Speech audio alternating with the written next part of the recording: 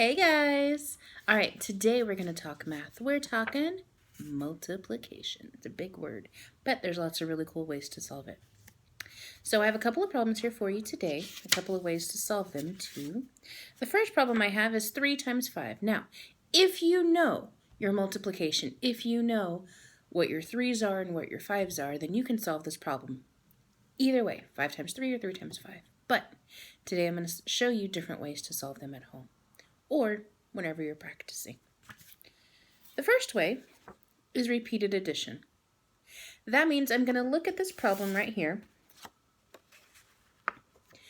3 of 5, that's how I think of it, 3 of 5.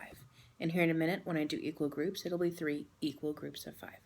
Makes it a little easier for you when you're solving the problems here. So 3 of 5, that means I'm going to write the number 5 3 times. 5 plus 5 plus 5. When I add these together, I get 15. Well, let's go back to our original problem. If I multiply 3 times 5, I also get 15. Now, one more way to solve this problem would be equal groups. Equal groups are really neat for my visual learners or for some kiddos that may need just some extra support. So let me show you what that looks like. Now remember, our original problem is 3 times 5. Now remember when I said equal groups is 3 groups of 5. So it'll look like this. There's 3 groups with 5 dots in each group. 5, 10, 15. Hey, wait a minute. That's the same answer I got here and the same answer that I got here. So that answer is correct. I'm just going to show you the different ways to solve that one. I have one more problem written out. 4 times 2. Now, like I said, if you know your multiplication, you know 4 times 2 is 8.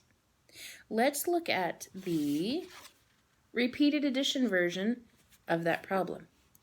The repeated addition is 4 of 2. So it looks like this. 2 plus 2 plus 2 plus 2. That's 4 of 2. 2 plus 2 is 4, plus 2 is 6, plus 2 is, ta-da, 8.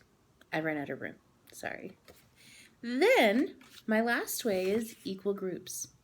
Now remember, equal groups, if I'm looking at that problem, is 4 groups of 2. And I did that right here. 1, 2, 3, 4 groups with 2 in each group. And when I add those up, I get 8. Just like my repeated addition problem, I got 8. And just like my original problem, same answer, 8. So these are just different ways to solve our multiplication problems. I hope you guys enjoyed this video, and I hope you have a wonderful day, and I will see you soon. Bye.